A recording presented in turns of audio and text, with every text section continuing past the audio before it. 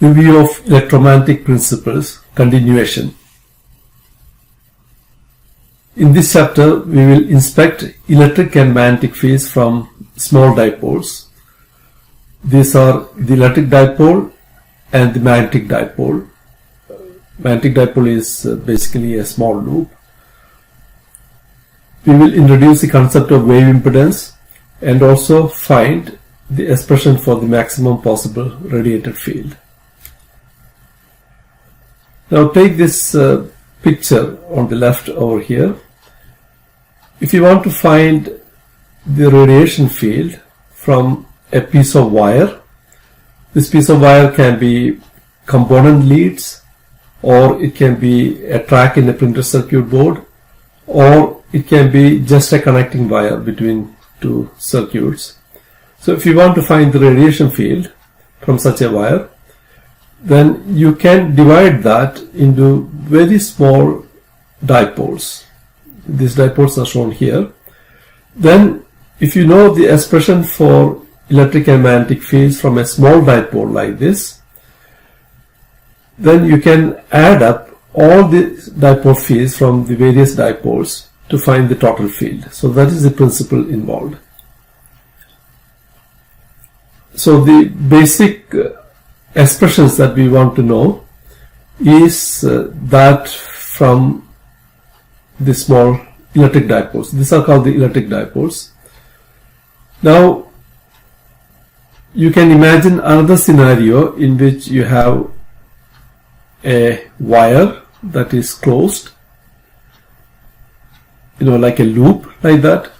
So here we have two possibilities. One possibility is that you can divide this wire, as we did before, into very small dipoles, find the electric and magnetic fields from each of these dipoles at a point where we are interested in finding the fields, then sum it up. Another way is that this area of the loop, that you can divide into very small loops, so that it covers more or less the complete area. Then these are called the magnetic loops or magnetic dipoles. Then you can find electric. Then from there you can find the total magnetic field. So there are two possibilities in finding the fields.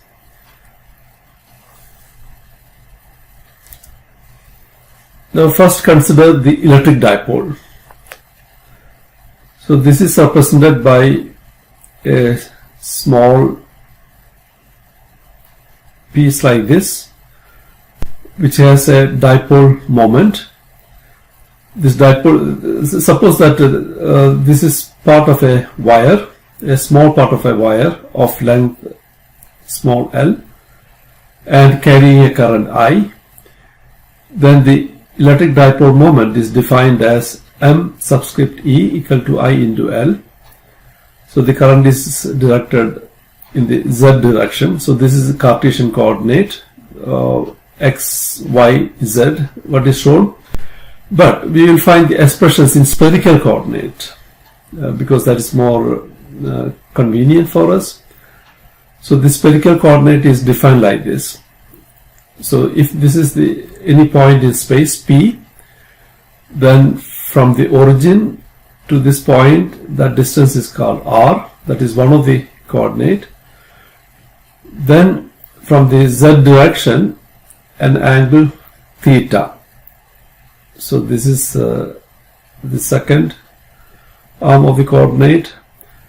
Then the rotation phi from the x axis. So this is an orthogonal system, r, theta and phi. So P is expressed in terms of r, theta and phi, the orthogonal spherical coordinate system. Now, if that is the case, we can find the expression for the r component of E field, the theta component of the E field, and the phi component of the H field. So H will have only one component, that is phi, because if you have a current in this way, the fields are around this in the phi direction. So you have only phi component for the H field from the symmetry. Then for the E field, you have only the R component and the theta component. And you don't have any phi component for the E field. Now, if you look at the expression for the electric field and the magnetic field, Z0 is the free space impedance 377. We will not go into the details of these equations because we are interested in only one term of these equations usually. Now what you can notice is that this is varying with respect to the distance. Now it can vary as r squared or r cube, or if it is theta component, it can vary as inversely proportional to r, or inversely proportional to r squared or r cube. So here you can see that it can vary as 1 over r or 1 over r squared. So as you are moving far away from this dipole, now by the way, it is assumed that the length L of the dipole is so small compared to the distance that you are interested in the field as well as the wavelength involved. So then only these expressions are true. So this is a very small dipole compared to the wavelength as well as the distance r. Now very far away from the dipole, 1 over r cube terms and 1 over r squared terms fall off very fast, and basically the terms that are significant in value are 1 over r terms. So where are the 1 over r terms?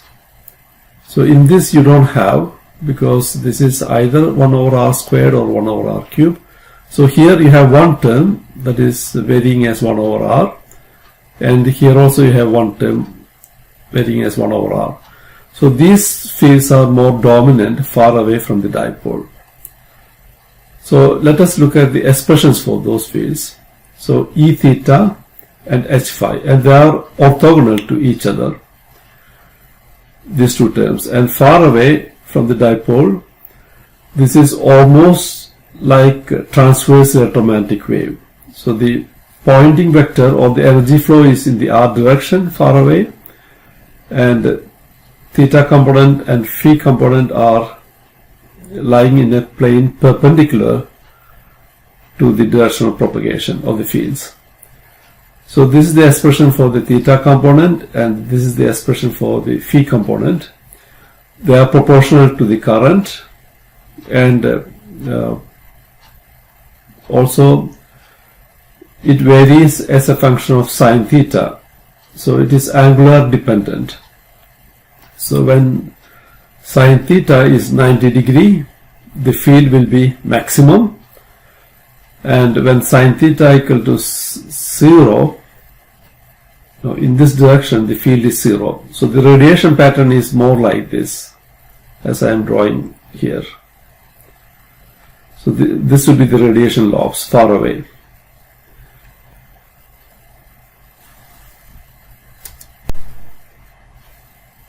Now consider the case of magnetic loop.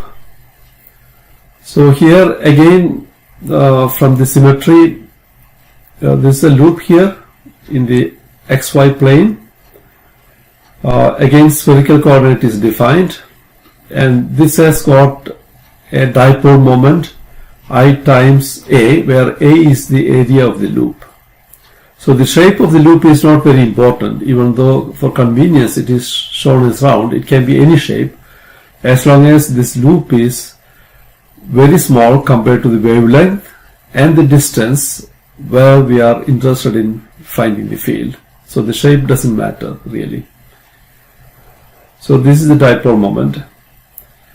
Now here also, from the symmetrical consideration, you can see that any small voltage can drive a current easily around it. So it will create magnetic field. So it can create an electric field drop around the loop.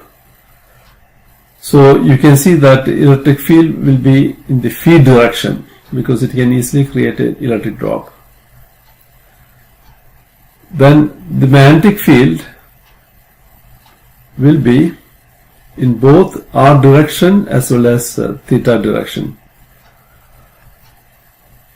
So you have three components only. Other components are zero. So here also these components can vary as 1 over R cube or 1 over R square or 1 over R. And far away, when beta R far less than 1, beta is 2 pi by lambda. So at far distances we are interested only in terms that is varying as 1 over R, because those terms will be the dominant one and others will be approaching 0. So those terms are written over here, and you can see that phi and h are orthogonal to each other, and they are also orthogonal to the direction of propagation. So far away you can assume that this produces something like a TEM wave.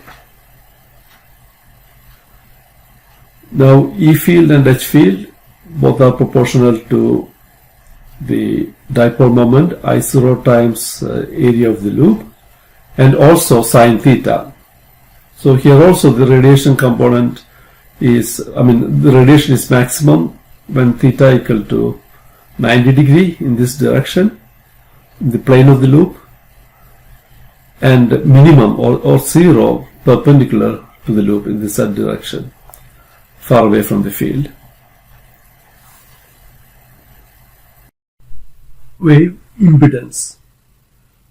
Wave impedance is defined as the ratio of electric field to magnetic field, but those components that are perpendicular to the direction of propagation.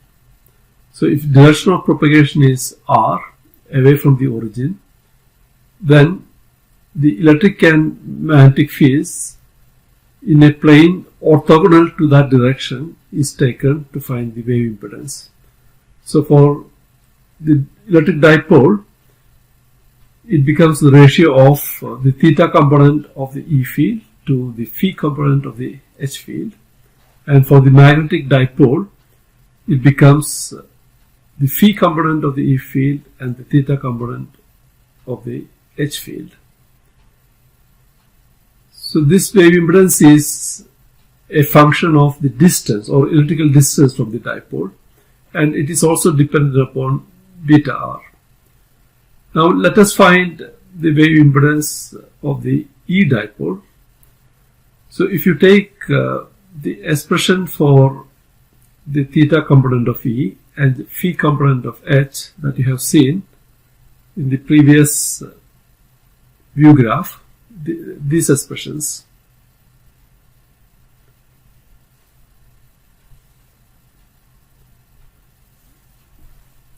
then you can see that it can be simplified by this expression where beta equal to 2 pi by lambda and beta r equal to 2 pi r by lambda.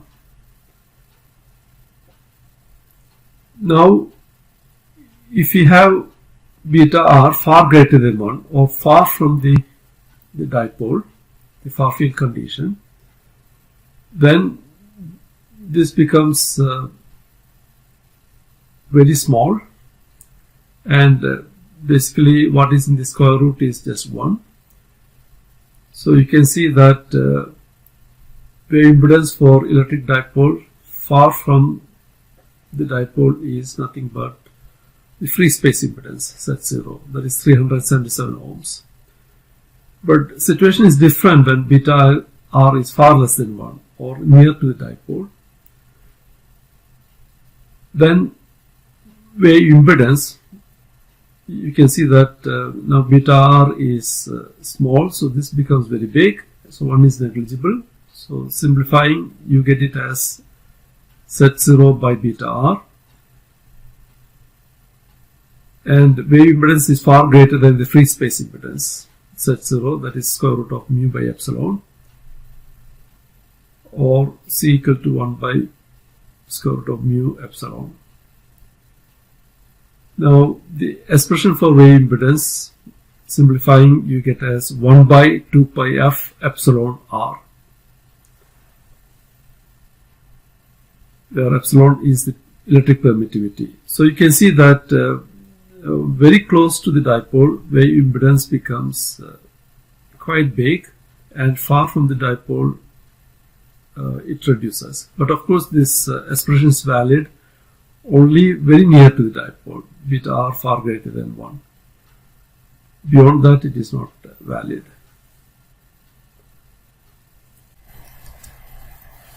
Now we can find the wave impedance for H dipole. So from the expressions for the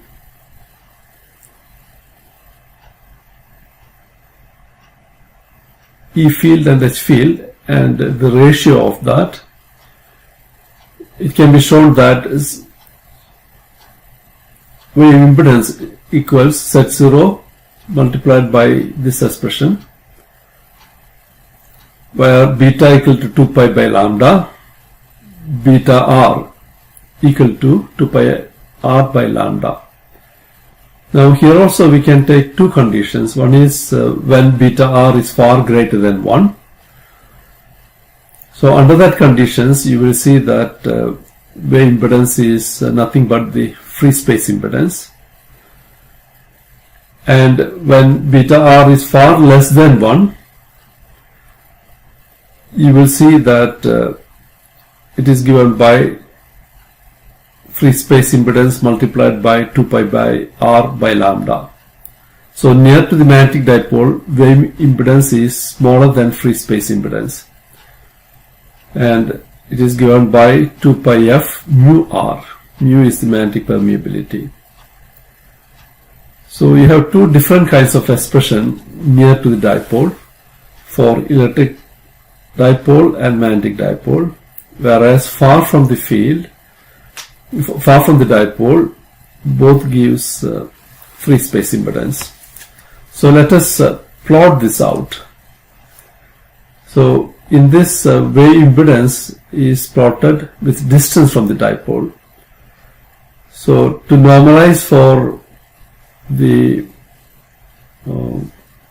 frequency or wavelength, we take beta r, 2 pi r by lambda as the x-axis. So beta r equal to 1 will be 2 pi r equal to lambda. When lambda equal to 2 pi r, then it becomes 1. And this is the wave impedance. And this blue line is for electric dipole and red line is for the magnetic dipole. You can see that for the magnetic dipole, it starts from a very low value, the impedance. Then as the distance is increased, it reaches 377. For the E dipole, it starts from a high impedance when you are very close to, then it comes down and reaches 377. So often we talk of magnetic fields. When you have a problem of magnetic fields, we talk of low impedance magnetic fields, and we often talk of high impedance electric fields when we are close to the source. So the reason for those expressions are coming from this graph. High impedance electric fields close to electric dipoles, low impedance magnetic fields close to magnetic dipoles. Far from the dipoles, wave impedance is free space impedance for air. Wave impedance concept we will be using quite extensively in the analysis of electromagnetic shielding in a later chapter. So there we will talk about why it is easier to shield against high impedance electric fields, whereas it is very difficult to shield against low impedance magnetic field, or we will say that shielding is more difficult when it is low frequency magnetic fields.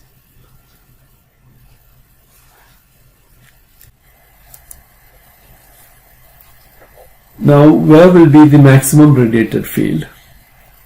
So this is a dipole. First we look at the far field.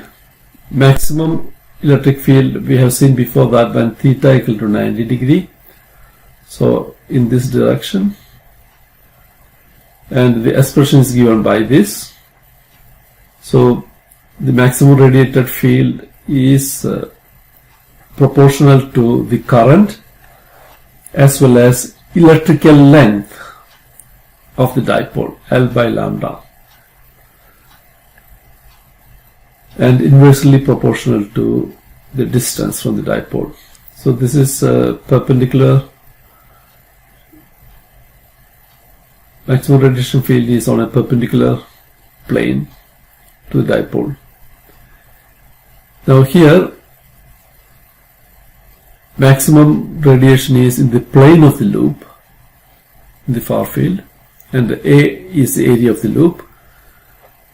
So maximum field in the field direction is proportional to the current, inversely proportional to the distance, and ratio of the area of the loop divided by lambda square, wavelength square. Now in the near field, maximum couplings are along the dipole length and perpendicular to the loop. So this is opposite to that in the far field. So in the near field, maximum coupling is along the dipole for the electric field and perpendicular to the loop for the magnetic loop.